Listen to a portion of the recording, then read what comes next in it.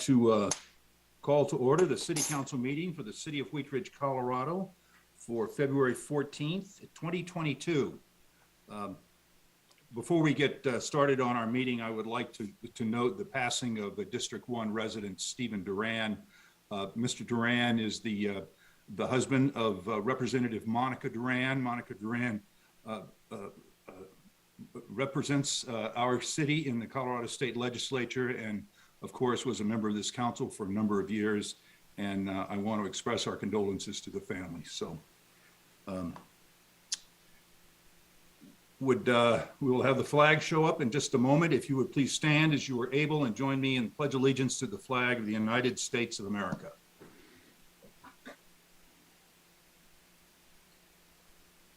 I pledge allegiance to the flag of the United States of America and to the republic for which it stands, one nation under God, indivisible, with liberty and justice for all.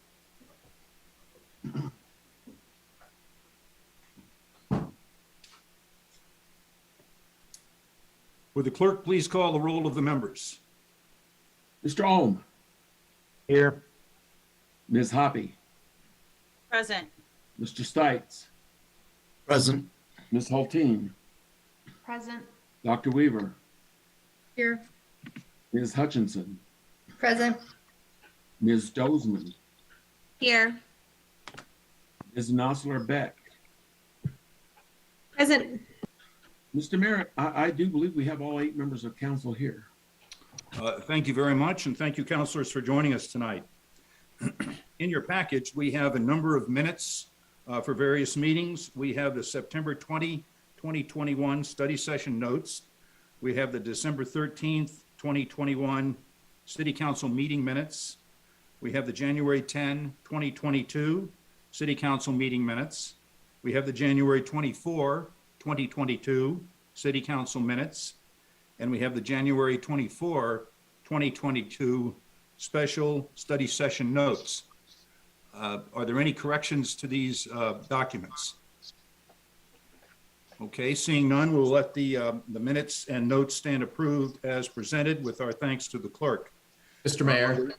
Yes. Just real quick on that, we apologize for so many minutes on one meeting, but we should be all caught up now. We did an audit and found out there was a couple from last year that weren't brought to council and approved, so we should be all caught up at this point. Okay, and thank you for not bringing all a dozen of those or 10 of those at one time. So at least we divided it in half. So thank you very much. Any changes to the agenda? Seeing none, we'll let the agenda stay as presented. I'm pleased to have tonight a proclamation in support of Black History Month, and I would like to invite Terry Gale and Marianne Schilling to join us online. They are members of our Wheat Ridge Task Force for Equity and Diversity.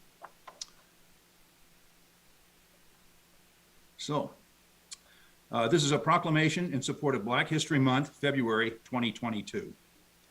Whereas February's Black History Month is an annual celebration of achievements by Black Americans, recognition of their central role in U.S. history, and a time to reflect on the continued struggle for racial justice and equality. And whereas experts say understanding Black history and learning more about systemic racism is essential for our country to grow as a nation. And whereas Carter G. Woodson, known as the father of Black history, developed Black History Month. Woodson, whose parents were enslaved, was an author, historian, and the second Black American to earn a PhD at Harvard University.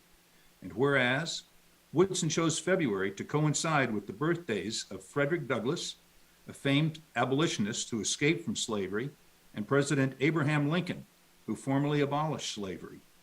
And whereas, with the resolution passed in 2020, the Wheat Ridge City Council confirmed that, quote, racism and hate have no place in our city, and there is much work to be done to stop pervasive, longstanding, and devastating racial injustice in our community. And whereas, the Wheat Ridge Race and Equity Task Force, which consists of diverse and multiple perspectives, began working in 2021 to review city policies, services, ordinances, and community systems, and identify policies and practices that contribute to discrimination. And whereas the city of Wheat Ridge recognizes the importance of Black History Month and our ongoing commitment to continuous improvement and self-reflection in order to become more inclusive and responsive community. Now therefore be it resolved that I, Bud Starker, Mayor of the City of Wheat Ridge, and the Wheat Ridge City Council formally designate the month of February 2022 as Black History Month, dated this 14th day of February 2022 by Bud Starker.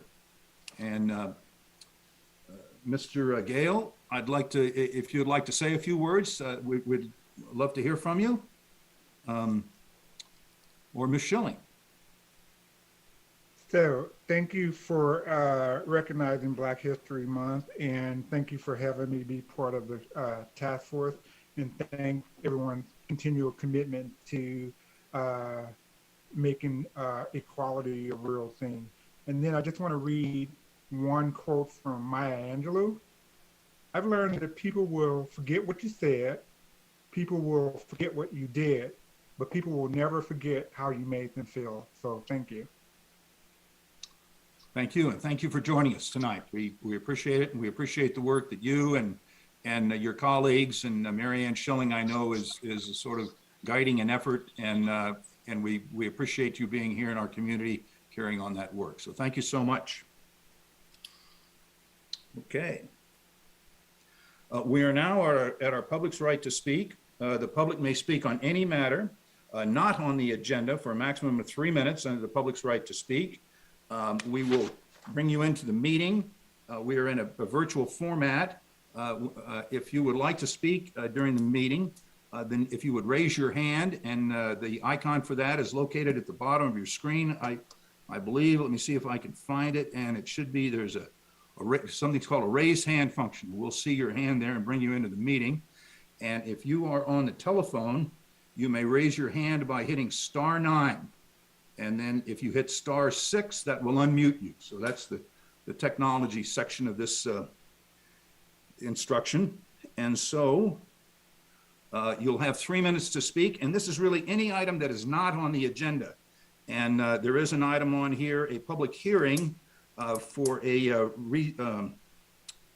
rezoning of property at 9605 West 38th Avenue. If you wish to speak on that, if you would please hold your comments until agenda item number 2, and there will be a public hearing, and you'll be able to speak on that item at that time. So I'll ask Ms. Schilling if there's anyone with their hands raised that would like to speak. Mayor, our first on deck is Mr. Jerry DiTullio. Okay, Mr. DiTullio, when you come online, if you would please give us your first name and your last name, if you'd spell your last name for the record and give us an address, and then you'll have 3 minutes to speak. And I believe our Mayor Pro Tem will be timing us tonight. So Mr. DiTullio, at your convenience. Thank you. This is Jerry DiTullio at Newland Street in Wheat Ridge. Just real quick, maybe some of you know that the Wheat Ridge Rotary Foundation gives out scholarships to high school students for college. And they've been doing this for quite a few years. Most of the scholarships go to students from Wheat Ridge High School or Jefferson. And also, you may also know that there's Walt Pettit, who's a member and a big volunteer for the city of Wheat Ridge in many capacities. A Walt Pettit Scholarship Endowment Fund has been formed to allow the foundation to give out more scholarships to deserving students at Jefferson and Wheat Ridge High School. And we're almost there. We're looking at a $10,000 endowment. We're a few $1,000 short. And so I was coming in to ask City Council if they were interested in maybe looking at some of their public outreach funds to fill that gap. Councilmember Dozeman, I believe, has already done it, and she can maybe explain more about it under elected officials matters. But if you have your funds available, you know, $250 to $500 would be awesome to complete that fund, and that should fund more scholarships in the future, and that money just rolls to those students. The average scholarship, according to Dick Matthews, is around $2,000 a year per student, and a $10,000 endowment helps fund that every year for 4 years or in perpetuity. All the other monies that are in the foundation. So if you're interested, I'd appreciate it if you could talk to the county city manager, and also work donating some of those funds to the Wheat Ridge Rotary Foundation, and the endowment especially goes to the Walt Pettit Endowment. So thanks for doing that and listening. And like I said, Councilmember, she's already started the process. And I think she gave a check last week, right? So anyway, thanks for listening and hope to hear from you soon. Thank you. Ms. Schilling, do we have additional speakers for public's right to speak? Mayor, we have quite a few people on the call, but I don't see any other hands up. Okay. I'd like to wait a moment, perhaps. All right. If you're on the telephone and would like to speak, once again, if you hit *9, your hand will go up, and *6 will unmute you. I have a caller, Mayor, phone number ending 1737. They just Okay. need to unmute on their end. And when you come online, if you'd please give us your first name, last name, and your address. So number 1737, if you could hit *6 on your phone, that should unmute you. You're unmuted on my end. There we go. Thank you. Thank you very much. My name is Sean Thiel. I live at 5344 Oak Court in Arvada. I just wanted to come online. I know during the special session, I believe it was on the 24th of January, there were several of my neighbors, and we're going to kind of keep in contact with this, but the 54th and Miller Street, it was brought up during a special session that money was awarded to the Foothills Housing Authority. And like the gentleman that just said at the beginning of the meeting today, it's not always what you hear from your neighbors, but you don't want to forget what your neighbors have said. And I want to kind of continue to reiterate that there was at least 15 to 20 different neighbors from our neighborhood that were directly opposed to any kind of expansion of the 54th and Miller Street. It was mentioned that it was affordable housing, low-income housing, however it wants to be qualified. But there was still numerous individuals in our community that had heard about it after the fact. And I just wanted to keep this in the mind of City Council for Wheat Ridge, that our citizens and our neighbors directly next to us as well are going to continue to monitor this, and we are directly opposed to any kind of further expansion of that parcel of land. So that's all I had to say. Thank you very much. Thank you. Ms. Scheck, do we have additional speakers wishing to speak tonight? We do. We have phone number ending in 4057. Again, 4057, if you could press *6 on your end, that would be great. Thank you. There we go.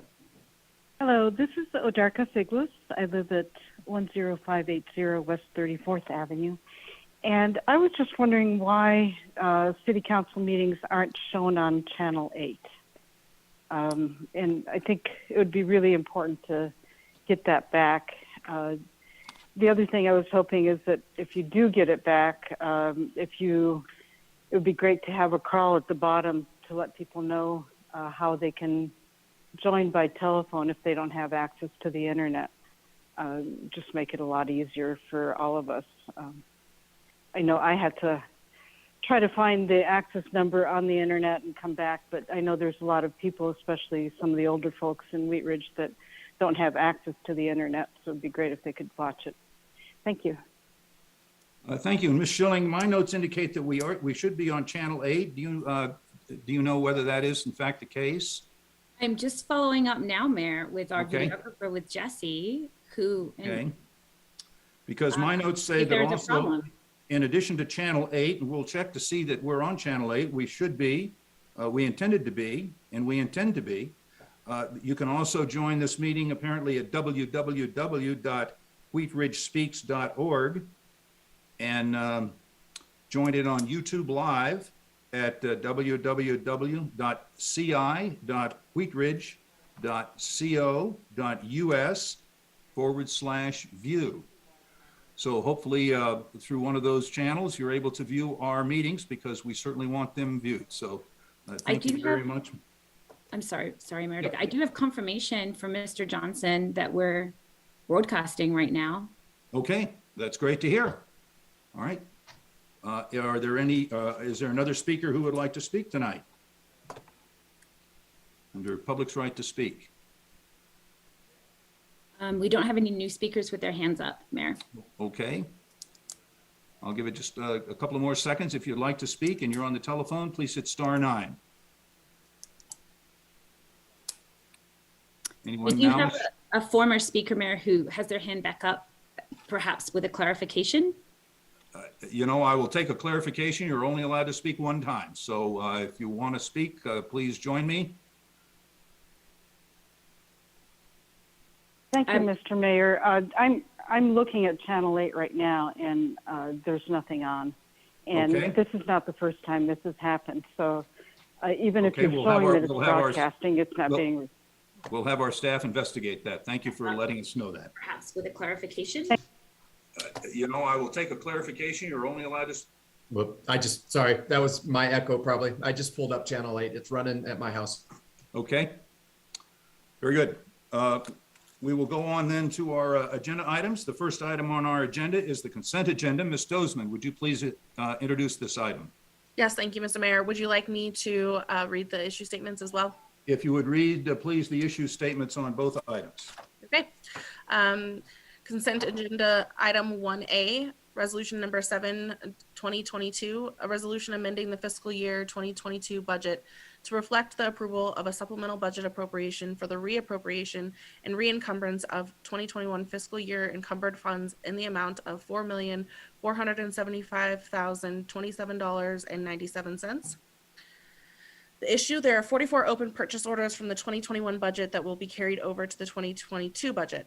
Each purchase order is associated with a specific project that was not fully completed in the 2021 fiscal year. The funds which were encumbered for these purchase orders were transferred to the unreserved fund balance of the relevant fund when the purchase orders were closed. To continue or close out these projects in 2022, a supplemental budget appropriation in the amount of $4,475,027.97 is necessary to allow transfer of these funds into specific budget line items in the 2022 budget.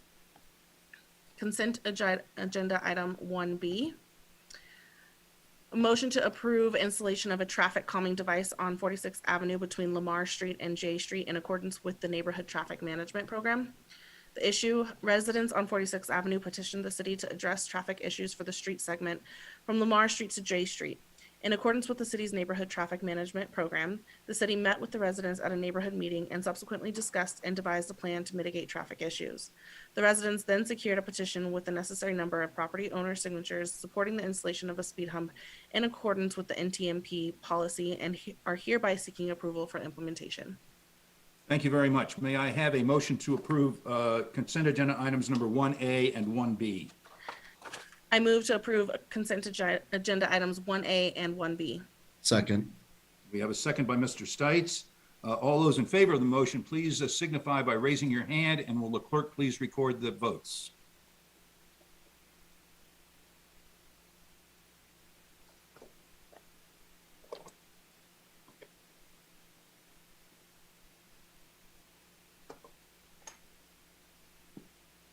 You're on mute, Mr. Kirkpatrick. So sorry. Mr. Mayor, the motion has passed 8-0. Thank you very much. With that, we will move to agenda item number 2. Ms. Weaver, would you please introduce this item? Thank you, Mr. Mayor. This is Council Bill number 01-2022, an ordinance approving the rezoning of property located at 9605 West 38th Avenue from residential 1 or R1 to residential 1B or R1B. This is case number WZ-21-12. The applicant is requesting approval of a zone change from R1 to R1B, the property located 1905 West 38th. The zone change retains the single-family character of the neighborhood and could allow the oversized subject property to accommodate 2 single-family homes in the future. Thank you. This is an ordinance on second reading. It is a public hearing, and it is quasi-judicial.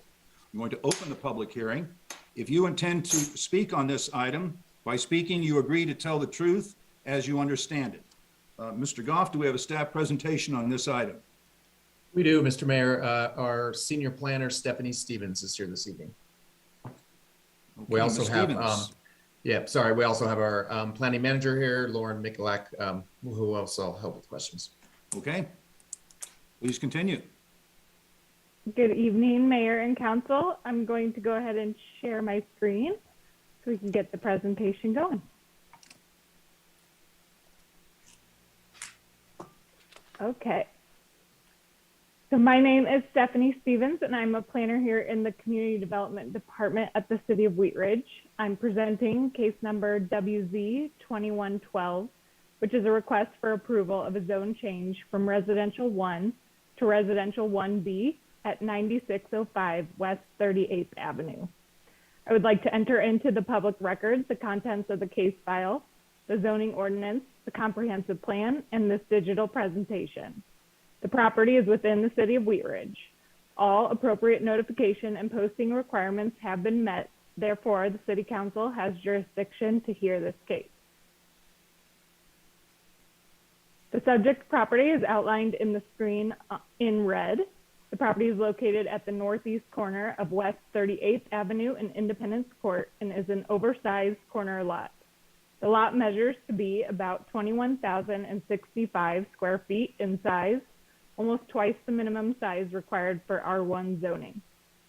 The lot width parallel to West 38th Avenue is 140 feet, and the lot width parallel to Independence Court is 150 feet. The site is currently vacant, but used to contain a single-family house built in 1898 that was demolished in 2020. The property is currently zoned Residential 1. The surrounding properties are also zoned R1 and Residential 2. There's a pocket of R2A zoning to the southwest. Most of the surrounding uses are single-family and duplex residential uses. And the West 38th Avenue and Kipling Street major intersection is about 2 blocks west. This is a view of the subject property looking northeast from the intersection of West 38th Avenue and Independence Court. Note the house was demolished in 2020. The applicant is requesting a zone change to R1B so they can subdivide the oversized lot and build 2 single-family homes. While R1B is not located in the area, the single-family zone district is consistent with the surrounding area and would not result in a significant change in character. The table on the screen compares the existing Residential 1 to the proposed Residential 1B zoning standards. R1B was determined to be the most appropriate because it retains the single-family character of the area, and no variances would be necessary to accommodate future development. In a subdivided condition, it would result in 2 lots which are compatible in size with surrounding conditions.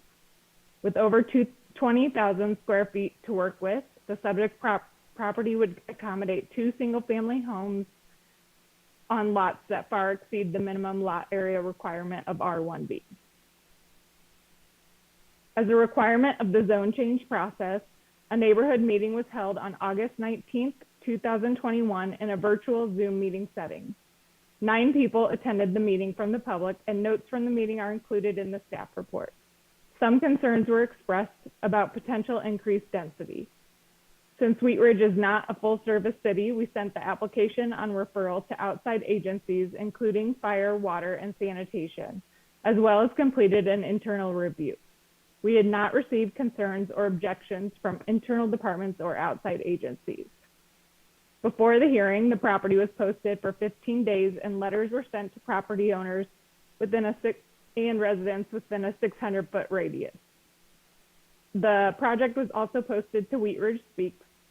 We received 6 comments on Wheat Ridge Speaks concerning density, setback, and coverage. Staff reviews rezonings based on several criteria, including consistency with the comprehensive plan. The city's comprehensive plan identifies this area with a neighborhood designation. The subject proposal remains in keeping with this designation. City goals that are met with this rezoning proposal include encouraging reinvestment of property, maintaining consistent character, and creating opportunities for home ownership. Ultimately, staff is recommending approval of the request. Based on the character and land use patterns in the area, the R1B zone district is most appropriate to accommodate the applicant's proposal for 2 single-family homes, and the zone change should not result in adverse effects of the surrounding area. Staff finds a zone change to R1B is supported by the city's comprehensive plan neighborhood designation and retains the single-family character of the neighborhood. Planning Commission reviewed the request on December 16th public hearing and recommended approval. If City Council approves the rezoning, the zone change is approved. That concludes my presentation. Thank you. And Thank you. I'm sorry, I'd be happy to answer any questions you may have. We also have the applicant on board here who does not plan on making a presentation, but they would like to introduce themselves if that's okay. I'd like to turn it over to Jake Hill. Good. Hey, everybody. So my name is Jake Hill. Just a quick little thing here. My fiance and I recently purchased a property at 9605 West 38th Avenue with a vision to make this our long-term residence. Being a large lot, we're exploring our options for the best use. We think that this is a good way to increase home ownership and would create an opportunity to have a nice home in a quality neighborhood for us as well as another family. And that's all I have for you guys. Thank you. Before I go to questions from council, I would like to open this up to the public to speak on this issue. If you would like to speak on this issue, please raise your hand in the Zoom format, or you may hit *9 if you're on the telephone, and we will bring you into the meeting. And I'll ask Ms. Scheck if we have speakers to join us. We do. The first up, Mayor, is Carol Matthews. Okay, Ms. Matthews, and when you, if you would, before you start speaking, give us your name, first name and last name. If you'd spell your last name for the record and give us an address, please. I'm Carol Matthews, 3851 Hoyt Street, Wheat Ridge. Matthews, Mathews. As we have reiterated in Planning Commission and in everything, we have we as a neighborhood, and I got a notice, I am directly adjacent to this property. We have no problem with splitting the lot. We have a huge problem, unsurmountable, unacceptable, to change it to R1B.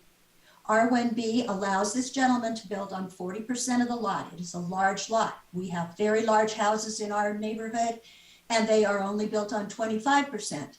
They all have off-street parking. We are welcome to houses. That's not the problem.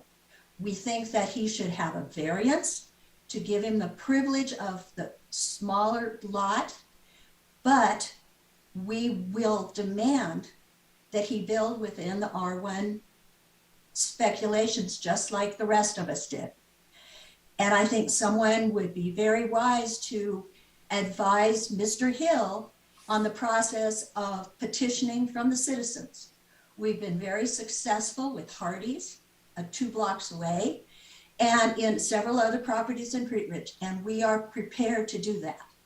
So if you want to look at about 6 months down the road, being back here, trying to get your property approved, continue with this. Otherwise, we welcome you to the neighborhood. You can build 2 houses on 25% of the lot with the setbacks that are within R1, not R1B. Thank you very much, and we hope that you will make a wise decision. Thank you, Ms. Scheck. Do we have another speaker? Mayor, I don't see anyone else with their hand up. Okay, I'll give it just a couple of more seconds. If you would like to speak on this issue from the public, you may do so now. If you are on the telephone, you may hit *9, and that will raise your hand, and we can bring you into the meeting. I don't believe there's any other speakers, Mayor. Okay, then we will close our public's right to speak on this, and I will go to council for questions of staff or the applicant. Mr. Ohm. Thank you, Mayor. I have a couple questions. How does the R1B zoning rank in terms of density in the city's code? Is it like the second from the last as far as density, or third from last? So after R1B, so it's residential 1 and then residential 1B. Residential 2 would be like kind of your duplex lots, and residential 3 is typically your multifamily. Okay. And then my next question is how do the setbacks of, well, let me back this up. So looking at that zoning map, west of the subject property, that is R2. And then there are the subject property and the lot to the east of that, those are both R1, but then it's R2 next to that, correct? And then across the street, kitty corner from the subject property, that is R2. How do the setbacks of R2 compare to R1B? Setbacks for R2 are quite comparable.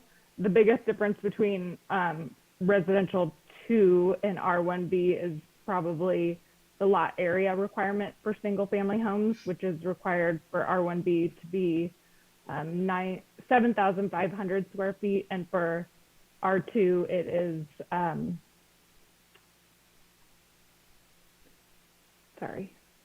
9,000 square feet. Thank you. No further questions. Thank you. We have Ms. Hoppy. Thank you, Mr. Mayor. Stephanie, just a quick follow-up on what you just said about the lot size. Because R2 typically is for duplexes, do you feel that that's the reason why this lot size has to be larger? Yes, for the difference between the 9,000 and 7,500. Yeah, it's typically for denser developments. So under R2, someone could build a duplex, so 2 homes on a lot that's 9,000 square feet.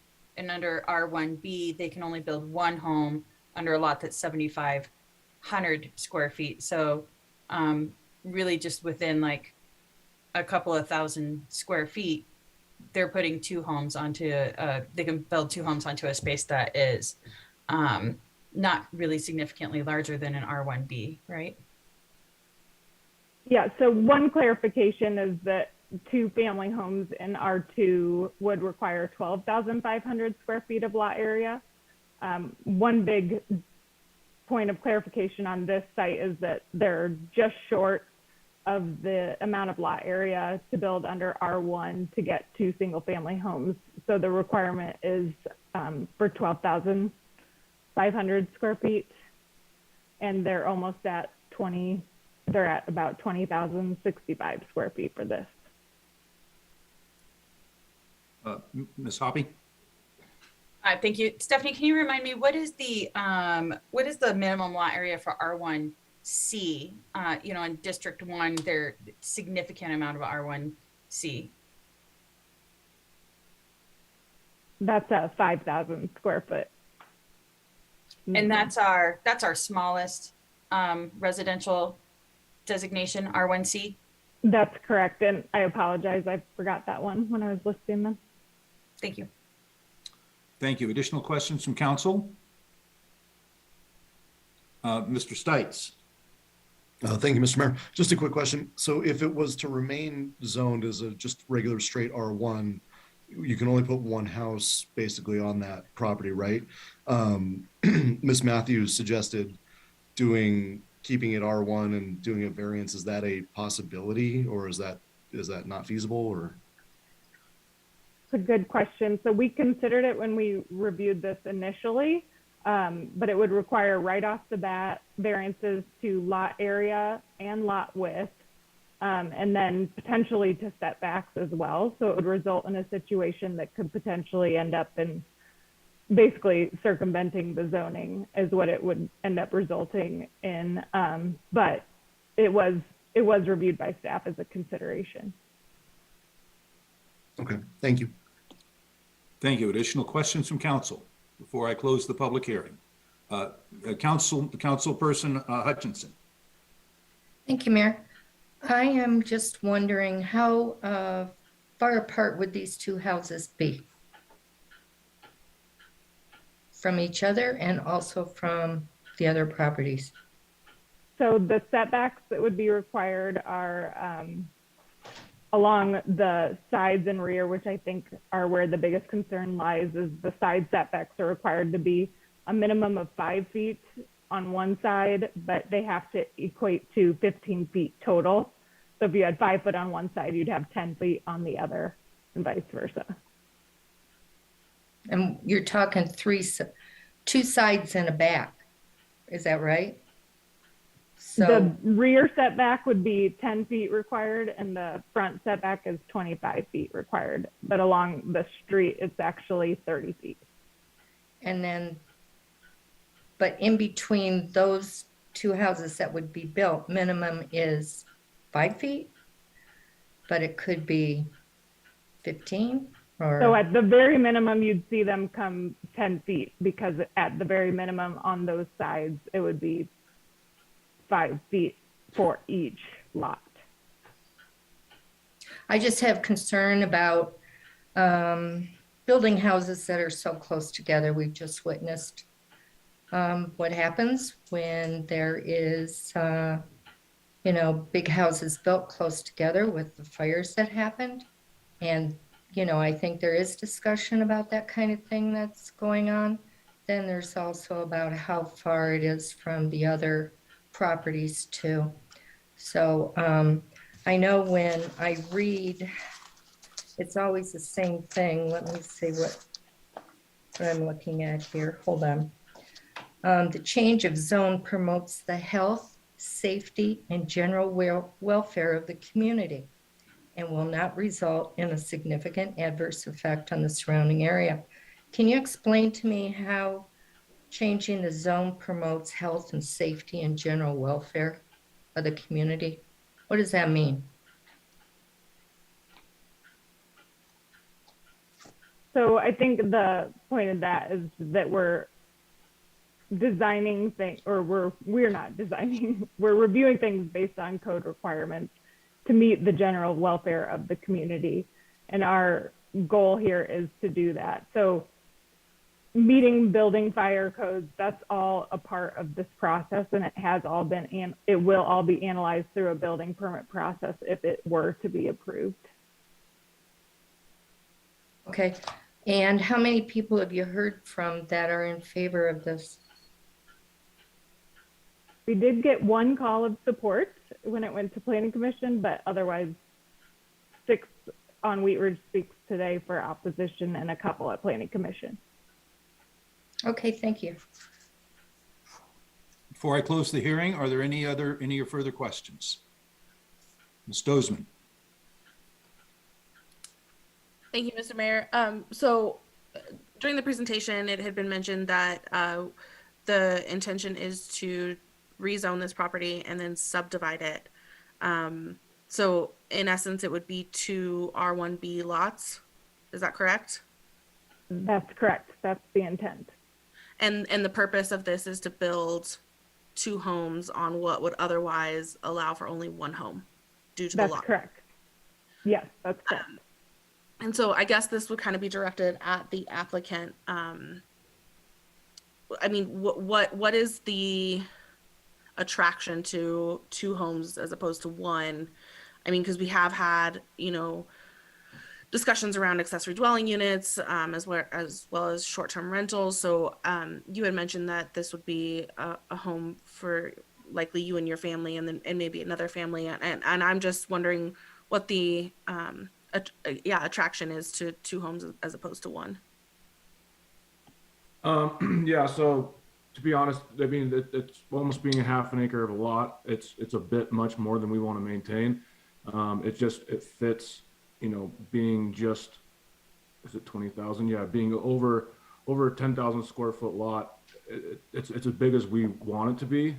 And just what we can have plenty size of a house. If we want to have a 3,000 square foot or less size house, it fits. We feel like it fits better on if it's split on its own lot.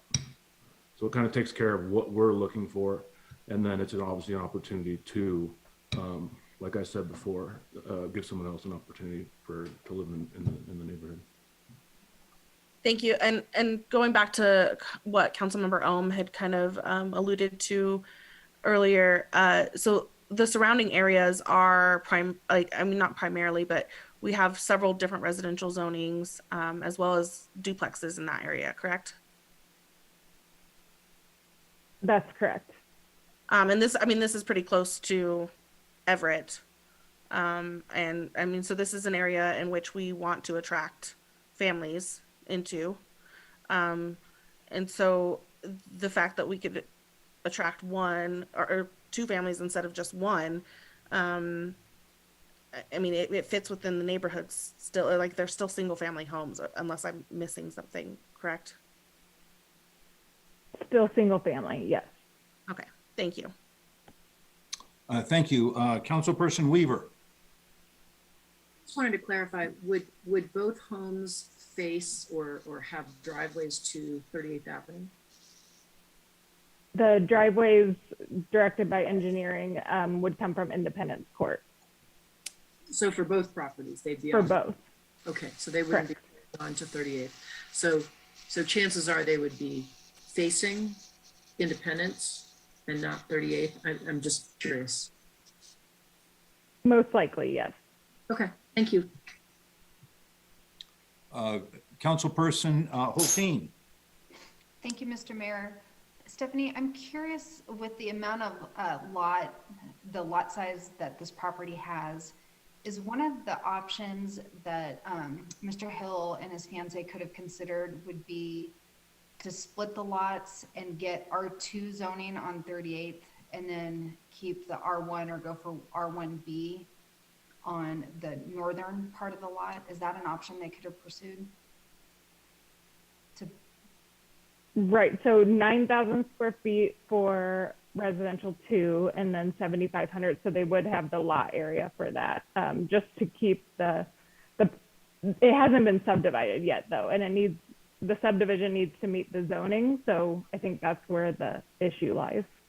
Okay, but could they have actually gone for something like that and gone for a lot big enough with R2 to build 2 units on it? Isn't that like 12,500? Right, so if they wanted to do 2 duplexes, that would result in, that's what you're talking about for 2 lots. Yeah, one duplex and one single family. I think they would have had enough lot coverage to. They would have enough lot coverage for that. The problem is that we can't control what then gets built, so it could wind up being 2 duplexes. Okay, all right, so this option actually is less dense than some of the other options they could have considered under the zoning, is that right? By going through a zone change, there were some other consistent with neighborhood zoning options that would have been denser? Right. Okay, all right. And can you remind me, or if anybody knows about what the traffic count is on 38th Avenue? I think is Steve Wynn, Russ Higgins. I don't know if Russ, you know that answer. Steve Wynn's on too. Steve or Russ. Let's see, we'll get them on screen I know here. that's kind of a slightly different department, but. Yeah, Steve Wynn's on. Steve. Okay, yeah, great. If anyone knows. I do not have the number, but 15,000 cars a day west of Kipling. And I imagine that east of Kipling, it probably gets a little bit more. So I feel like this is, a good treatment of this property to stay consistent with the neighborhood, and it's not as dense as some other proposals or as dense as some surrounding properties. There are several duplexes along that strip of 38th on the north side. So this would actually be less dense than several other properties in the area. So thank you for answering the questions. And Steve, if you have that number, great. If not, I'm fairly confident it's over 15,000 cars a day. Thank you. Before I close the public hearing, is there any further questions from council? Mr. Mayor, I have some numbers on traffic numbers. Okay, Mr. Nguyen, please. On 38th, next Independence, we get about 13,382 cars. That's 24-hour total. For the east of there, we have about 12,500, so it's below the 15,000. Okay, thank you. Okay, Ms. Nosler-Beck.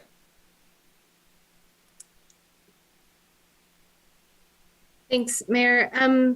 Stephanie, do you mind just describing kind of the other side, the sizes of the lots on Independence? Like, are they close to a, quarter of an acre, or, just by splitting this lot, how big how, if they're gonna be comparable to the other lots. Yeah, so it would be quite comparable to what you're seeing with the residential 2 lots, most likely. So somewhere in between residential 2 and residential 1, just due to the size. So with residential 2, you're seeing approximately 9,000 square foot lots. And then with residential 1, it's expanding out to about 12,500. So most of what's in the vicinity is closer to that 9,000 square feet. So this would exceed that by a little bit, but it would be less than what's required by R1. Thanks. Okay, before I close the public hearing, are there any more questions from council? Mr. Ohm. Thank you, Mayor. I have one last question for staff. The property that is adjacent to the subject property, when I zoom in, it looks like it's 2 lots that go north-south. Does that look about right, or is that 1 lot?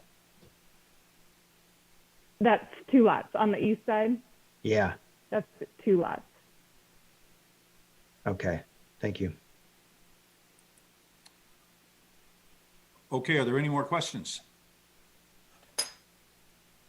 I'm going to close the public hearing. Ms. Weaver, a motion is in order. Thank you, Mr. Mayor. I move to approve Council Bill number 01-2022, an ordinance approving the rezoning of property located at 9605 West 38th Avenue from Residential 1 or R1 to Residential 1B or R1B on the second reading, that it take effect 15 days after final publication for the following reasons. 1, the Planning Commission has recommended approval of the rezoning after conducting a proper public hearing. Number 2, the proposed rezoning has been reviewed by the Community Development Department, which has forwarded its recommendation of approval. And number 3, the proposed rezoning has been found to comply with the criteria for review in section 26-112 of the Code of Laws. Second. We have a motion and a second by Ms. Councilperson Hoppy. Do we have discussion on the motion? And if council would like, down at the bottom, you can raise your hand. That's pretty easy to see, or you can raise your real hand.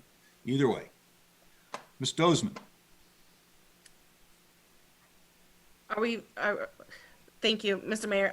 So initially, I understood where some of the comments were coming from with the surrounding neighbors, but most of the time, this group that we've come to know that is fighting density is fighting higher density projects, and this rezoning is in line with a single family home.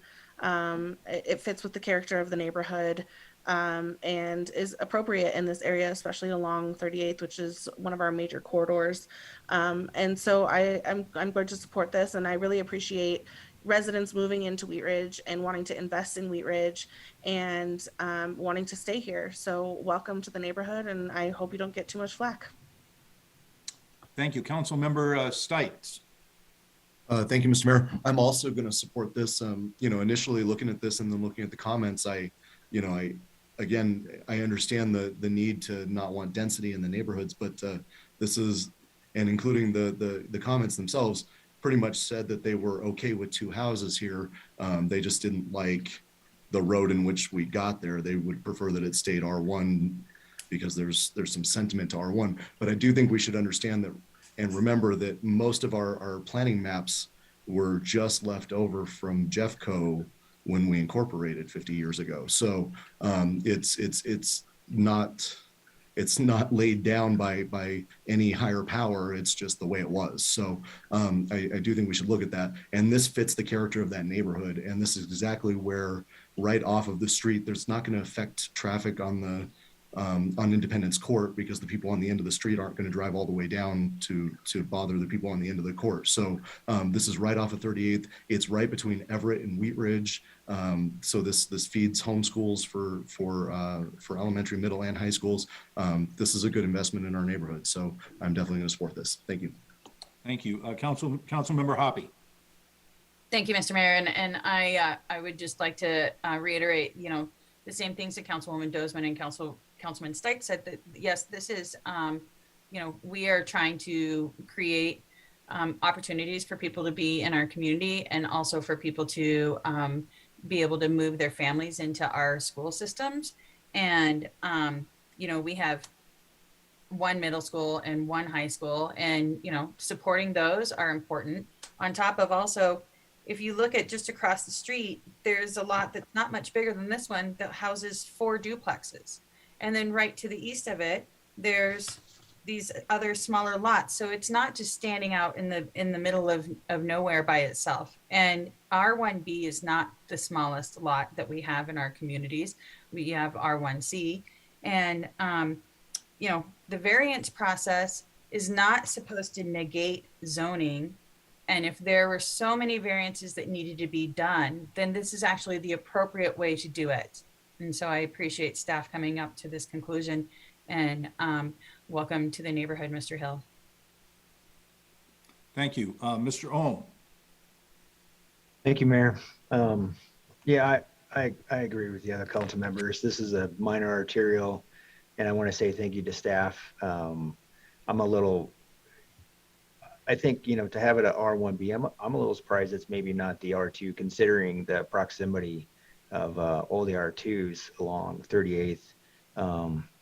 And I will be supporting this. Thank you. Thank you. Councilperson Hulteen. Thank you, Mr. Mayor. I too will be supporting this, in a slight variation on the comment tonight about, excitement for, potential future families that will help support our neighborhood schools. These lot sizes are also perfect for what we need to provide great new ranch style homes. Providing smaller lots makes it more feasible. And if we want to see seniors age into our neighborhoods from larger homes, these are the kind of lot sizes that we can see happen with that. So it's not a prescriptive use of that, but by taking this approach to zoning, we're providing housing opportunities for families and seniors alike. So I will be supporting this, and I appreciate that the applicant actually is coming forth with a single family housing option instead of some of the more dense options that were available given the size of the site and the location of the site. Thank you. Thank you. Councilmember Hutchinson. Thank you, Mayor. I am just wondering, I know this location around there, but and I know that he would be able to build the 35 feet high. Are there other houses around in that area that match that? We're not taking questions now, so that may be a comment, I guess. Yeah, because I just haven't seen that, and that might be part of the concern about what's going on. Thank you. Thank you. Council Member Nosler-Beck. Thanks, Mayor. I just wanted to say that I too will be supporting this tonight. Came into the meeting taking an extra look at this just because of what has happened with some of the dividing of lots in District 4, specifically on Everett. And when I was out knocking doors, talking to folks, this is so important to really keeping our neighborhoods as the neighborhoods that we all moved to Wheat Ridge for. And I just, after hearing Stephanie's really thorough report, I'm really confident that I think this will be a good investment for our neighborhoods, and just agree with Councilmember Dozeman on the importance of building our neighborhoods and our community schools and all of us coming together. So I'll be supporting this tonight. Thanks. Thank you very much. Seeing no further discussion on the motion, all those in favor of the motion, please signify by raising your hands, and will the clerk please record the votes?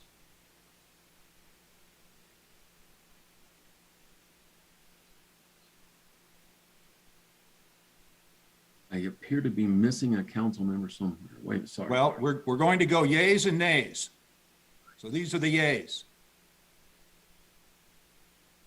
Okay, all the yays, put your hand down. All those against the motion, please raise your hand. You're mute, Mr. Clerk. Mr. Mayor, the motion is passed by a vote of 7-1 with Councilmember Hutchinson voting nay. Okay, thank you very much. With that, we will go to agenda item number 3. Councilmember Hutchinson, would you please introduce this item? Thanks, Mayor. This is a motion to accept grants from the State of Colorado Highway Safety Office in the amount of $44,359 to provide education, outreach, and enforcement for traffic and pedestrian safety. The Colorado Highway Safety Office, HSO, has awarded 2 grants to the Wheat Ridge Police Department for law enforcement purposes. The first grant is in the amount of $19,359 and is for the purposes of traffic safety. The second grant is in the amount of $25,000 and is for the purposes of pedestrian safety. The Colorado Highway Safety Office requires City Council to officially accept these grants. Thank you very much. This will be a motion of the council. Mr. Goff, do we have a staff presentation on this item? We do have Chief Murtha here. I think he has a few words he would like to say. No PowerPoint this evening, though, Mayor. Oh, okay. Chief Murtha. Sorry to not have that PowerPoint for you, Mr. Mayor, but that's all right. I'm sure we'll need to sit through another one at some point. Well, if you tell me, we will. Just a few words on this. This is obviously free money. This is no grant match or anything of that type. In the last 2 years, we've had 13 fatal accidents in the city of Wheat Ridge. 8 of those were pedestrian fatalities, and this is an opportunity for us to do special enforcement, to really take officers who aren't on duty and create a force multiplier. For us, traffic enforcement is something we take seriously, and we look forward to being more proactive in the future if you're willing to accept these grants.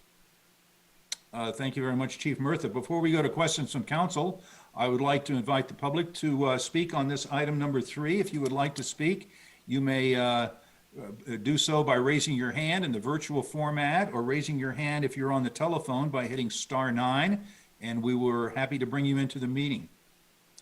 I'll ask Ms. Scheck if we have anyone with their hands raised. We do not, Mayor. No hands. Okay, I will then close our public comment on this item and open it up to questions from council. Councilwoman Hulteen. Thank you, Mr. Mayor. I am excited that the city is receiving, hopefully we will be approving the receipt of these funds for both of these things. They're obviously really important for us to make strides and improvements, especially the pedestrian fatality. I have 2 questions and then a comment. Chief, can you clarify when you say 8 pedestrian deaths, were those all pedestrians, or does that include pedestrian and bicyclists? I'm sorry, that includes both pedestrians and cyclists. Okay. So it's anything that's not a motor vehicle collision. Okay, so. Or a single motor vehicle. So vulnerable road users. Yes. It's inclusive of that. And then I'm curious, and maybe your answer there sort of answers the second question, but it was a little confusing reading the memo because it's referencing pedestrian-related traffic injuries and fatalities, but that the enforcement will be conducted primarily on bicycles.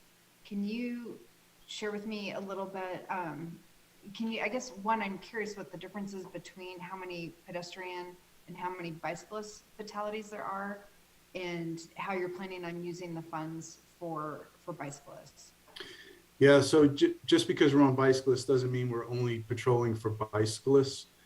We do a lot of, we find a lot of pedestrians who are on foot are at fault. So this is our ability to get around difficult intersections and contact people, hopefully educate people who are crossing the street against the light or not in an intersection without trying to do that in a vehicle. So it may be a bit of both, but it really isn't, it shouldn't give you the impression that because we're on bikes, we're only enforcing bicyclists. We're really trying to be very mobile in very active and congested areas. That's what that gets to. Okay.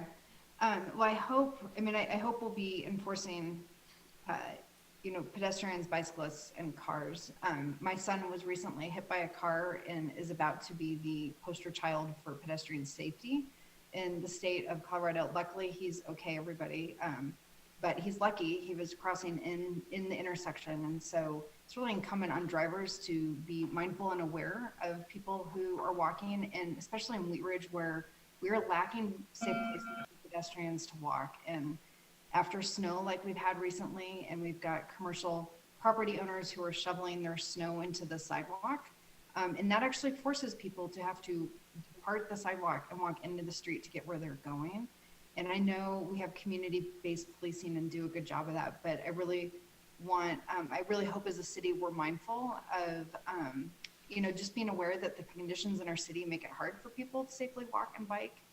And that doesn't make it okay for them to do dangerous and illegal behaviors. But we've had fatalities in the city where pedestrians have had no choice but to go into the streets. So I hope we're mindful of that. And just something I'd like everyone to be a little bit more cognizant of. In the memo, it says auto versus pedestrian crashes, and it's actually drivers/motorists. It's not the cars, it's the drivers of the cars that are part of those crashes. So the cars themselves do not hit bicyclists and pedestrians. It is the drivers of the cars. So if we can, when we're using language around this, try and use motorist or driver, I think that it helps everyone be cognizant around safety with that. So that's my thing, something I care deeply and passionately about, especially since it's literally hit close to home recently. Good work on getting these grants. I'm excited that the city's gone for it, and I really hope 2022 is a much, much safer year for bicyclists, pedestrians, and people in their cars. Thank you. Thank you, and I'm sure we're all glad that your son is not injured. So, additional discussion on this item? Okay, seeing none, Ms. Hutchinson, may I have a motion on this item? Thank you, Mayor. I move to accept grants from the State of Colorado Highway Safety Office in the amount of $44,359 to provide education, outreach, and enforcement for traffic and pedestrian safety. Second. We have a motion and a second by Councilmember Stite. Is there discussion on the motion? Seeing none, all those in favor of the motion, please signify by raising your hand, and will the clerk please record the votes?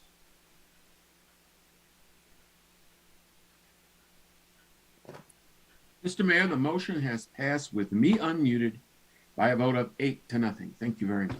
Thank you very much. With that, we will go to agenda item number 4. Councilmember Ohm, would you please introduce this item? Thank you, Mayor. Motion to amend and extend the contract for professional services to AECOM Technical Services Incorporated, Greenwood Village, Colorado for fiscal year 2022 in an amount not to exceed $1,778,778 and approve payments for ongoing program management services for the Investing for the Future program. At issue, on January 27, 2017, the firm AECOM Technical Services Incorporated was selected by the city's established procurement process to provide multi-year professional engineering and land use planning services for the 2E bond fund Investing for the Future projects, and to serve as an extension of staff as needed for review and assistance in the delivery of private related development in the Clear Creek Crossing and Wheat Ridge Ward station areas, and more particularly now for the Wadsworth Boulevard Improvement Project. The scope and related fees for AECOM services in 2022 have been negotiated, and City Council action is requested for the approval of the AECOM contract amendment and extension. Thank you very much. Well, this will be a motion to council. Mr. Goff, do we have a staff presentation on this item? I'll just add a few things, and then Steve Wynn and Russ Higgins are both online to answer any questions you may have. But as the council action form said, we've been working with AECOM for several years now, and as a staff extension, they've been doing great work. And I know this seems like a large number, but the 1.7 million, 1.4 of this is for the Wadsworth project specifically. They have about 10 staff that they are providing, engineers, inspectors, and project managers that are helping us with this project. And we only pay what they bill on. So their contract is, I think, always fairly large, but I don't think in a year we've actually paid them the full contract amount, because it's just billed for what services they provide. So Steve or Russ, do you have anything to add to that?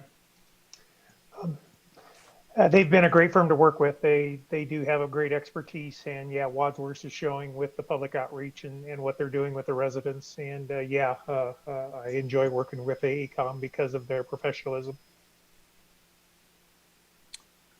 Thank you. Steve, I saw your hand up. Would you like to say something? Yeah, I would like to, as Patrick mentioned, we're third year into the contract, and the past couple of years, they did a good job on project cost saving. At the end of the year, they give us an overall report, and typically they were well below the 100% that they need to utilize. So their practice is that they're do what they can to save on cities spending on budget. So I just want to echo that they do a good job of budget control. Thank you.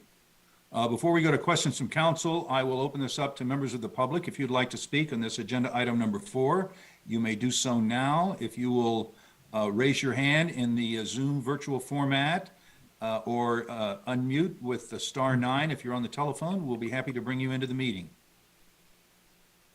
And I'll see if we have anyone with their hands raised. No, Mayor. Okay, it looks like we don't, so we will conclude that portion of this item and go to questions from council. Do we have any questions from council? Okay, seeing none, Councilmember Ohl, may I have a motion on this item? Thank you, Mayor. I move to amend and extend the contract for professional services to ANCOM Technical Services Incorporated, Greenwood Village for fiscal year 2022 at an amount not to exceed $1,778,778 and approve payments for ongoing program management services for the Investing for the Future program. Second. We have a motion and a second by Councilmember Hoppe. Do we have discussion on the motion? Okay, seeing none, all those in favor of the motion, please signify by raising your hand, and will the clerk please record the votes?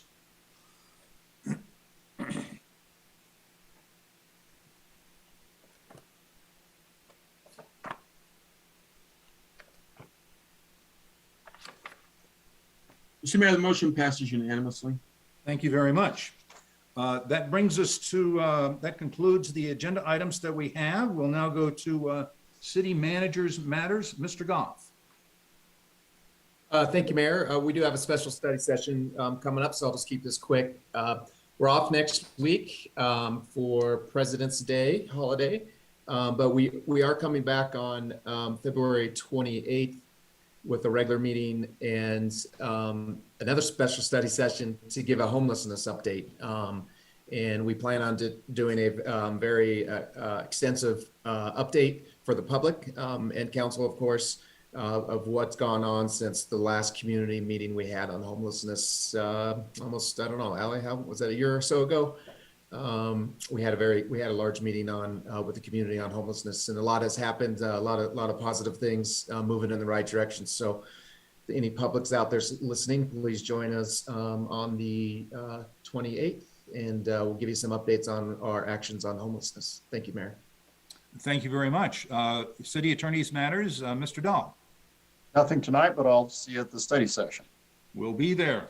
We'll go to Elected Officials Matters. If you have a report, I will be happy to call on you. We'll start with Councilmember Stites and then go to Councilmember Nosler-Beck. Thank you, Mr. Mayor. I'll be brief. Ms. Weaver and I have a District 3 meeting coming up this Saturday, the 19th at the Rec Center. It's in the Carnation Room, so 9 a.m. So we hope to see all of our District 3 neighbors there for that. So we'll see you then. Thank you. Councilmember Nosler-Beck. Thanks, Mayor. Councilmember Dozeman and I have a community conversation event happening on Wednesday night at 6 p.m. and that's going to be all virtual. And we just have about an hour or so on the calendar for community members to come in and get an update from Councilmember Dozeman and I on things happening in District 4, as well as to hear from neighbors on what's going on in their area. And then also District 4 is really busy right now on the 23rd. I think it's 4:30 to 6:30. Someone can probably help me with that, but the sub area plan meetings are happening in District 4. So next couple of Wednesday nights are pretty busy in District 4. See you there. Okay, stay tuned. Thank you. Happy Valentine's Day. Sorry, I wanted to get that in. Valentine's Sorry Day. about that. Thank you. Councilmember Hulteen. Thank you, Mayor Starker. Happy Valentine's Day to everybody. If we were in person, I would have brought you little candy hearts, but they're just virtual this year. To Councilmember Nasser Beck mentioned the meeting next Wednesday, and the details are in fact 4:30 to 6:30 at the Recreation Center. It's open house style, and it's a great way to start providing your thoughts early on the sub-area planning for 44th Avenue. I wanted to thank Terry Gale for receiving the Black History Month proclamation. Terry is my neighbor as well as my friend, and somebody I have just high regard for. We're really fortunate to have him part of our community and that he's serving us on the Race and Equity Task Force. I just wanted to read really quickly. I think everyone here is aware that Jeffco has rescinded the mask mandate, and my son is a Boy Scout and should be at Boy Scouts tonight, but he's downstairs because I couldn't drive him.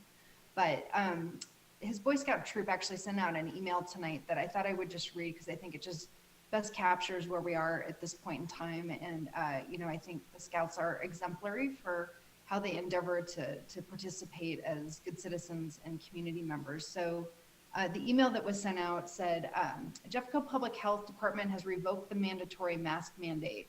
This means that masks will no longer be required at our meetings. Parents and Scouts should decide what's best for their family around mask usage at Scout meetings. There are still strong feelings on both sides of this issue. Please remember that a Scout is courteous and kind. Harassment of people who have chosen to continue to wear the mask or who have chosen not to wear the mask is not appropriate behavior for a Scout. And I just thought that was the best advice and guidance I've heard at this point. So let's continue to be kind and courteous of our neighbors. Some are still really have direct health threats around COVID. And I hope we've come a long way as a community, and I just am looking forward to good weather where we can all just be outside with fresh air. So that's all I have for tonight. Thank you, Mayor. Thank you. Councilmember Ohm.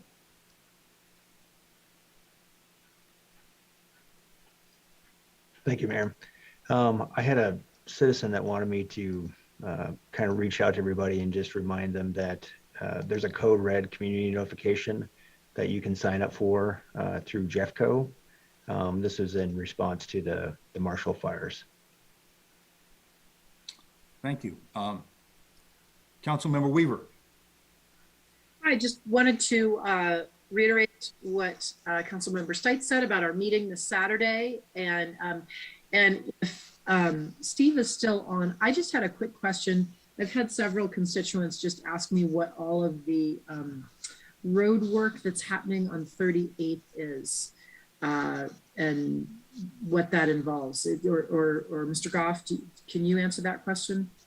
Just seems like they keep going back and forth on 38th and they're doing something, but I'm not sure what. Could I ask where about on 38th we're talking about? Well, it seems like they've gone in front of the farm like 6 different times, moving down towards the east and back. And it seems to be between Kipling and Applewood. And it seems to always move. I don't know, Mr. Stites, do you have any comment on that? Are you seeing that? I know that there are people on your side of 38th as well. I see Mr. Higgins with his hand raised. He may be able to provide us a hand. Russ? Thank you.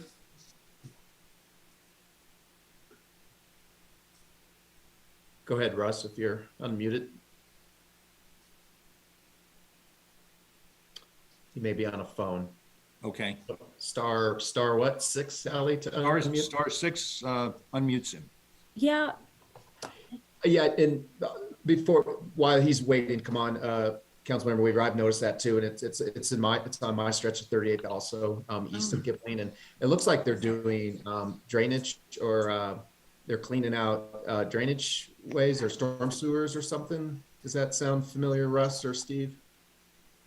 That would be my guess, but if anything, in terms of permit work, Russ should have ideas in terms of, you know, if they're done by other parties, they typically would get right-of-way permit from us, and we would have a good idea what they're working on. I'm waiting for Been going on Russ for to months. come back online here. Russ, are you able to join us? It looks like you're. Can you hear me now? Yes, sir, I Yes. can hear you now. Okay. Yeah, along 38 there, we've got several, Jefferson County is also putting in a fiber backbone in the city. So I know they've been on 38 quite a bit. East of Kipling, west of Kipling, and they're coming back in. The process comes in and where they come in with a truck and they've got to find out where all the underground utilities in. Then they come in with the actual crew to put that underground fiber cable in. So I know 38 has been very active in that right-of-way permits too, and several of them throughout the city that we're having going on that's directly related to Jefferson County schools. And just to reiterate, what does that fiber cable do for folks or for schools? And So they're tying the schools together with a fiber optic network. I think that'll allow them to, from a central headquarter, to do that. And then Jefferson County Schools is going to allow the city of Wheat Ridge to also utilize that backbone should we ever need it to tie signals together and other items that we're going to need throughout as we grow in technology. great, thank you so much. I really appreciate the explanation.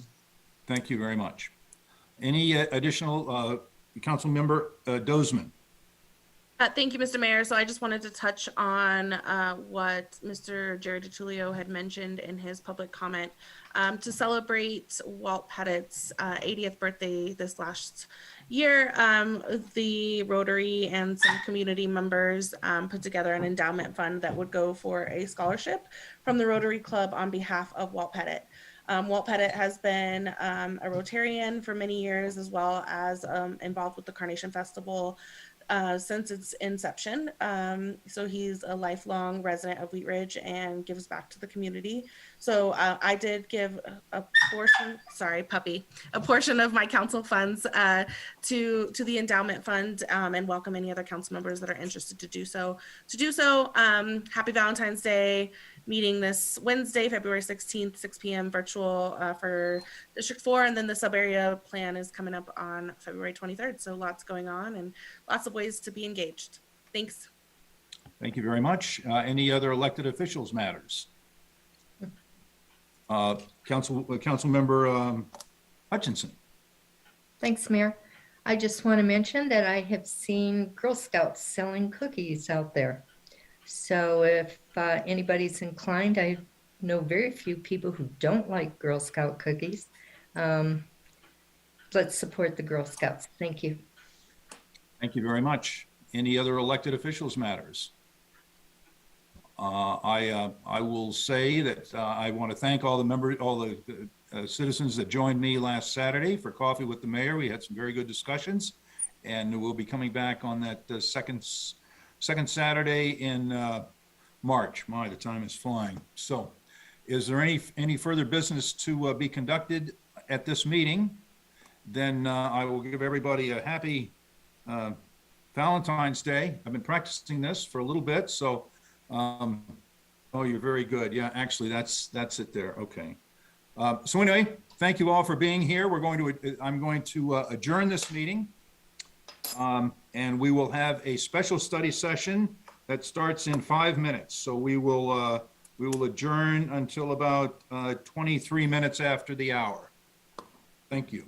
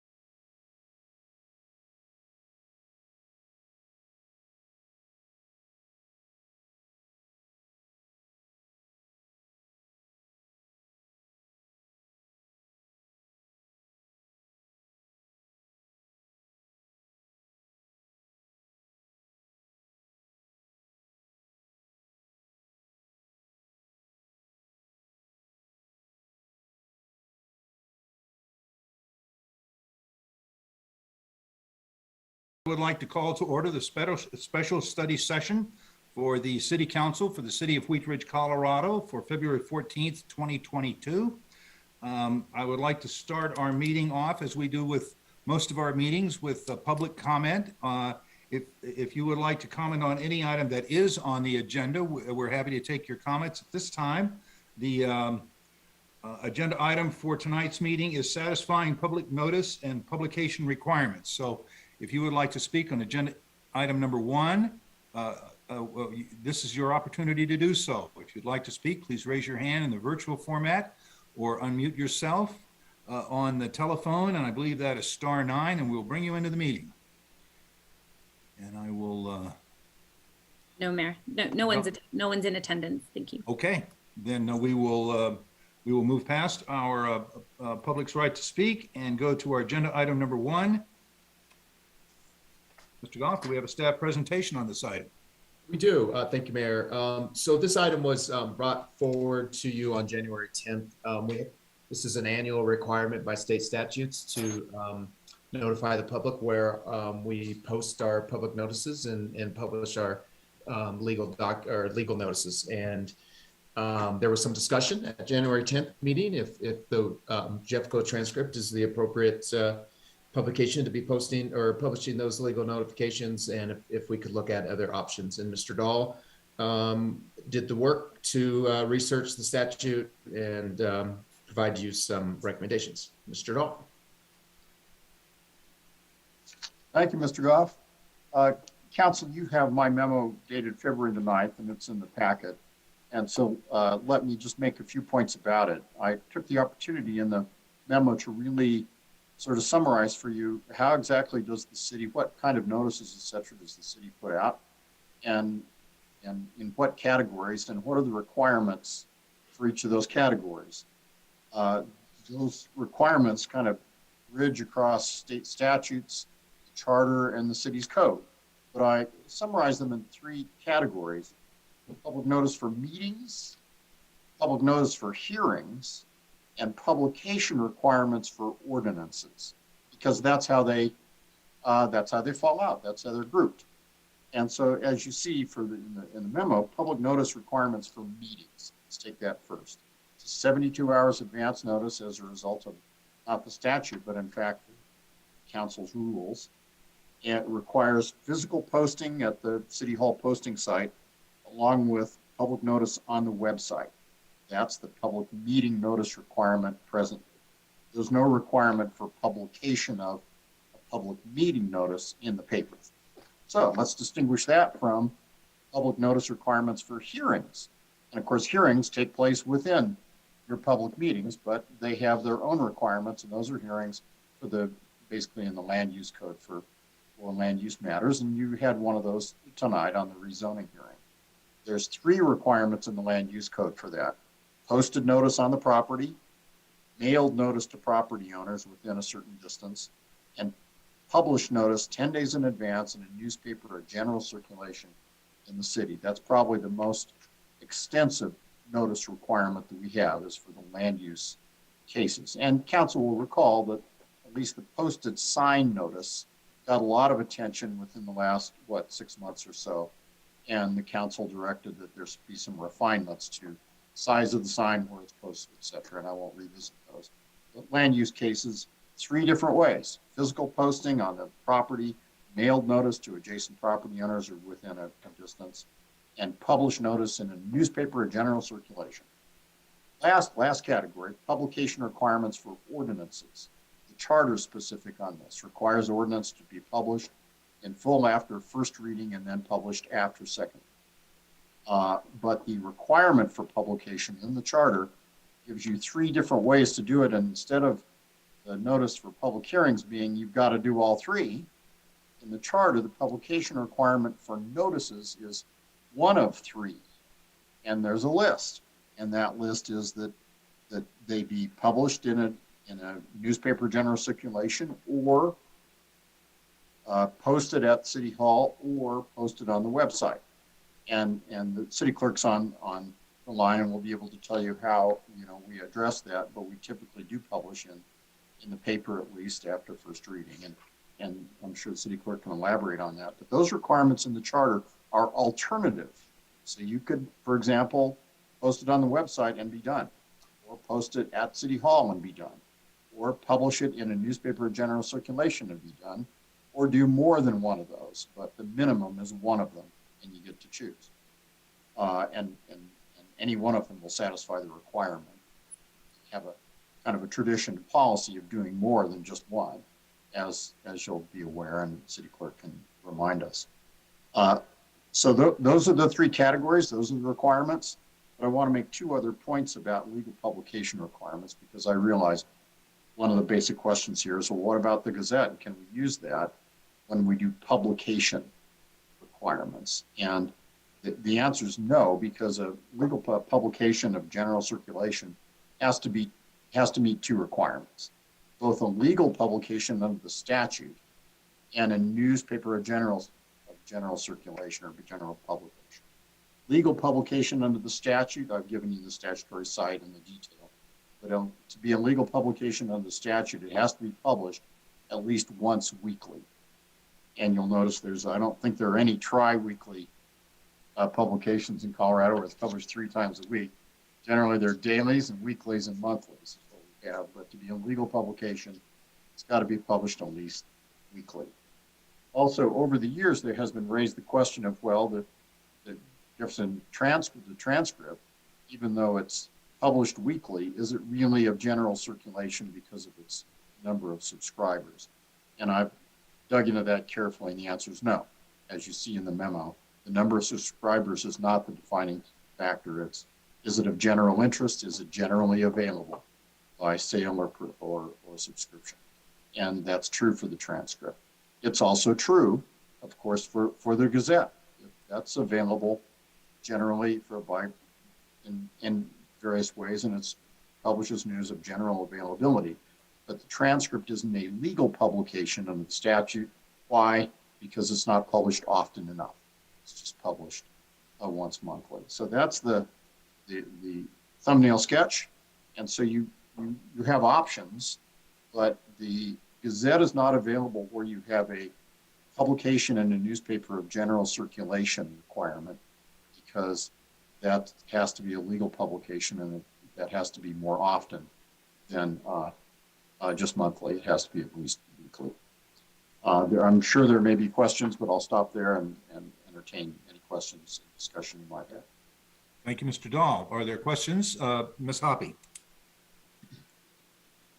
Thank you. So can somebody remind me what if I'm remembering this correctly, we typically put it online, put it in the transcript, and post it in front of City Hall. Is that true? Steve, help me out here, unmute and help me out. But there's the distinction, of course, between what we do with ordinances, what we do with meeting notices, and what we do for land use code hearings, which vary. Yes. We post those on the bulletin board that's located at the front door of City Hall. At the same time, public notice is required to be given, whether that's publication in a newspaper or however. We post notice of anything that requires a notice in that bulletin board. Did I answer the question, Jerry? I think so. Yep. I guess my question is, do we also do the website and the transcript? Oh, yes. Yes, we're still doing the transcript because that was the last thing council voted to use as the official notice. Sure. So we could do all of those three, and then also maybe add something in the Gazette that says, go to here on the website for upcoming information on these types of things, like not specifically Janice's, rezoning her driveway, but it's, if you want to know about property rezonings, go here on the city website. So we could just put something in the Gazette like that isn't necessarily stuff that's information that could potentially be past information. Yes. Or information that, maybe it won't be scheduled yet. So we'll say not scheduled yet, but coming up. We can just say, go here for these types of things, this type of information in the Gazette. And That doesn't have to be a part of this official action that we take on where we're posting our stuff. The only issue I would have with that is, as you alluded to, the timing, because of course the Gazette publishes monthly. So we're regularly going to be giving notice in the Gazette of something that is either within the notice period or has already happened. So whatever we publish in the Gazette will not satisfy any requirement as a notice, except occasionally. I think it should just be something, if we think that we want to loop the Gazette into our stuff, then I think it needs to be very general.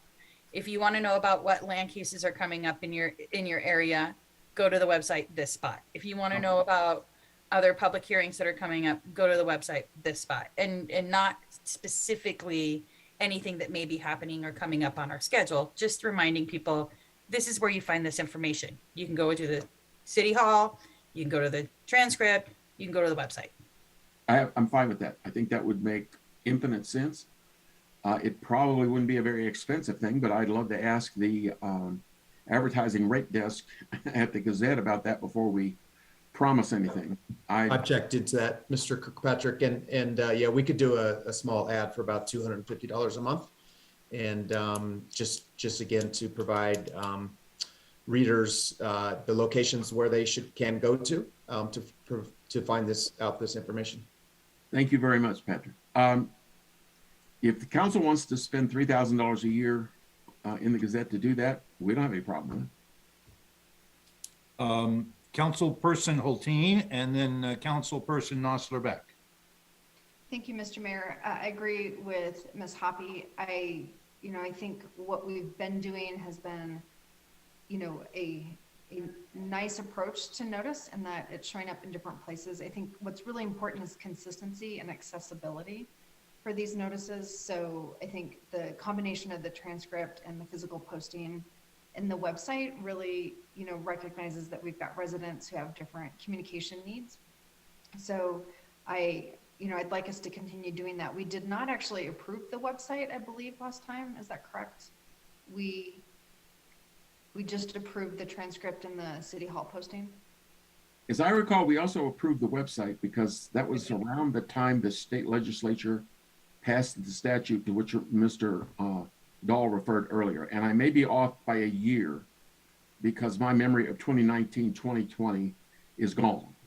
Well, our resolution that City Council adopted said that the bulletin board out front is the official location for meeting notices, and the transcript is the official location for legal publications. So, but we still post on the website. But the resolution right now says you will post in the Jeffco transcript. Okay. I'd like us to make the website an official notice as well, because I think what we need to recognize is that while we have a lot of residents who aren't online, we have an overwhelming majority who don't get the transcript and who don't come to City Hall. So I think part of meeting our residents where they are is to really integrate that web publication aspect of it so that it's something we're obliging ourselves to and can include as part of how we communicate. And to Ms. Hoppy's point, I definitely support doing regular outreach through the Gazette, informing our residents how we notify them. And it would be good to include in that ad that we take out, here's how we notify you about land use, about these things, but to also make sure we're including Wheat Ridge Speaks and What's Up Wheat Ridge, so that it's a specific notification. But what we're really trying to do is make sure our residents know how to stay engaged and stay involved, and those two other platforms are really meaningful as well. So if we're going to do the Gazette, which I strongly support, because as we've heard from Mr. Namiach, that's a way we do reach a lot of our residents, not all of them, but an overwhelming majority of them. So I definitely support the ad and would love that we add Wheat Ridge Speaks and What's Up Wheat Ridge. And then I'm just curious, if we add the web as official posting, like what procedurally does that look like? Well, let me read what the resolution says so everybody's clear.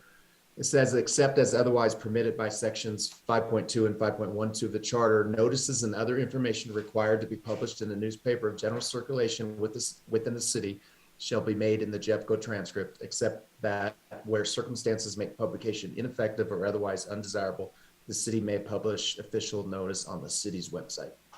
So that's what the current resolution states. That's what we've been doing for several years.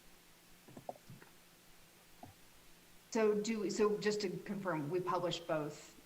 Yes. In the transcript and in the website? Practice is to publish website and in the transcript.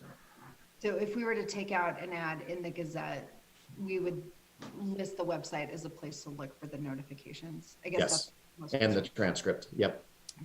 All right, well, if that's our practice and we're able to communicate that and fulfill it, I don't think we need to make a resolution for that, but next January, it would be nice to see it in the resolution moving forward. That's all I have, thank you. Thank you, Councilperson Nosler-Beck. Thanks, Mayor. I just was going to also bring up the What's Up Wheat Ridge if we're going to be doing this in kind of a non-official way with the Gazette, that we also are highlighting that. So thanks for bringing that up, Councilmember Hulteen.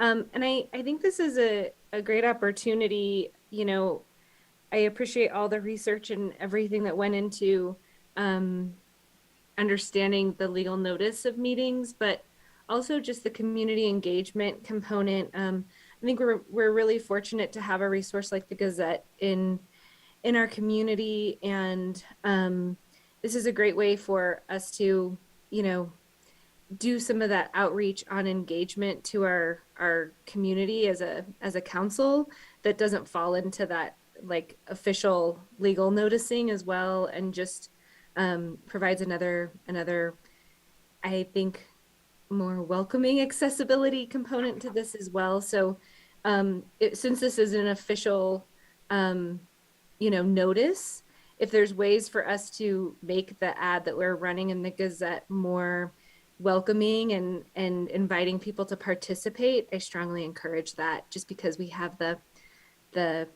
bandwidth to do that, I think, with that kind of advertisement. So thanks. Thank you. Councilperson Dozman. Thank you, Mr. Mayor. So I am always of the opinion, and however we can best reach our constituents and be truly accessible and get the information out as much as possible, I am all for that. You know, I think we've heard a couple of times how widely circulated the Gazette is, or widely read it is within our community. And it truly is an asset, in my opinion, to the community. And I've appreciated the articles that fellow council members have written, you know, providers at Lutheran, Mayor Starker. And so I think that the information that we've been providing within the Gazette is really great for our readers. And I really appreciate this clarification, because we've kind of been talking about this for a couple of years as to why we couldn't use the Gazette instead of the transcript. And I think this very clearly specifies as to why.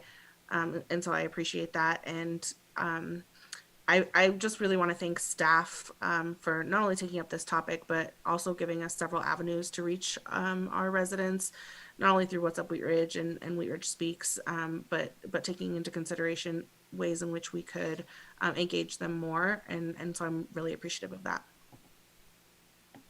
Thank you. Councilmember Ohm. Thank you, Mayor.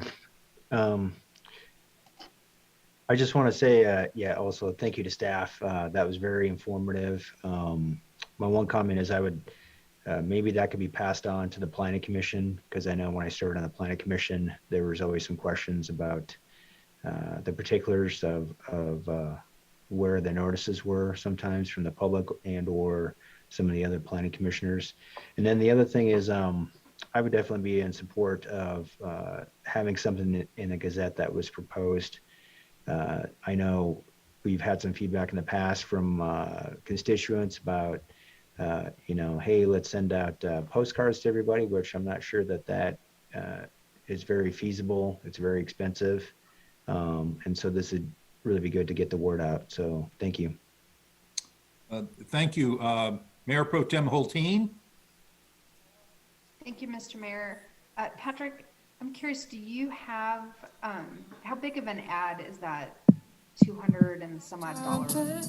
I don't know. I haven't gotten I asked for a small ad price, so I don't know what that is yet, but we'll do some further research. I was thinking maybe a quarter of a page, if that. Okay. One consideration would be maybe to once or twice a year, take out a larger ad that's a little bit more noticeable, and make sure that we're including Spanish, and maybe just kind of a little bit more robust and eye-catchy. I don't think we'd have to do that often, but I mean, I think if the intent of the Gazette is to, make sure that we're informing people. I know we send the connections out quarterly, but people aren't readers, and I think they tend to catch ads a little bit. So if we're going to be looking at an ad, if at least annually, maybe doing like one bigger ad that's going to, capture a bigger chunk of the page and make sure we're including Spanish interpretation in it, so that we're informing our non-English speaking neighbors, how they can stay engaged and be informed also. I know that like a heavy, smaller ad is good, but maybe every now and then just popping out a little bit. So I'd just be curious what that cost would be, at least on an annual basis, to do a little bit bigger notice. Yeah, we can look into that and definitely do that. And just a reminder, community engagement is a huge priority for City Council, as you know, and the March the Connections March edition, which we're working on right now, is the whole theme is around engagement, and it's going to include an insert that is on how to get involved. So this is very timely. So the March edition will be all about how to get involved in your government. So, but we can continue that through the Gazette throughout the year, and as you suggested, Ms. Holteen. Well, great. Well, I am looking forward to quadrupling our Wheat Ridge Speaks comments in April, if that's what the March Connections is going to look like. So I'm looking forward to seeing that. Thanks. Thank you. Councilmember Hoppy. Thank you, Mr. Mayor. So Patrick, is there any way that we can put some sort of traffic tracker that it's like, if you go onto What's Up Wheat Ridge and it says, how did you hear about What's Up Wheat Ridge? And so that if we're spending the money on the Gazette, we can see how many people we're actually tracking into our other places like What's Up Wheat Ridge and Wheat Ridge Speaks or whatever, and just kind of keep an eye just to know how much, or if it says connections, then we know how many people came to the website because of the connections, or is there some way to do that? Check. Sure. Yeah. Thank you, Councilor Hoppy, for that question. We actually have good metrics in What's Up Wheat Ridge specifically to see how people are clicking on links. And then it tells us direct links. So people that are literally typing the URL into their browser specifically to get there. We can look into whether or not there can be some sort of a pop-up that says, how did you get here? But maybe we start by pulling some stats around, again, we can look and see this came from this particular newsletter blast. This came from this social media. And so, like I said, the direct link where someone's actually, manually typing that in, we get a statistic on that. It doesn't necessarily tell us, obviously, which publication they were physically reading to come from, but we can look at something to help us track that. Great, thank you. Thank you. Any further discussion on this item? Mayor Pro Tem Holteen. Thank you. This is really more of a question. What direction do you need from us tonight for this? Do we need a consensus or anything, or is this just kind of information? I think this is. We don't need anything unless you want to change what the resolution you approved in January. Okay, thanks. Any further discussion on this item? Okay, thank you all very much. We will go to staff reports. I'll go back to Mr. Goff. Nothing else this evening. Thank you. Okay, we'll go back to elected officials reports. Has anyone thought of anything else that they want to bring up at this time? Okay, with that, we'll we will adjourn this special study session. Thank you all for coming tonight. We will not have a meeting next week, but we'll be back in a council meeting at 7 o'clock on the 28th, I believe. So anyway, happy Valentine's Day. I'll try to do this again. I'm not very good at it, but you know, we'll see everybody. Be safe and be well. Have a Go on. great evening. Thank you. Bye-bye.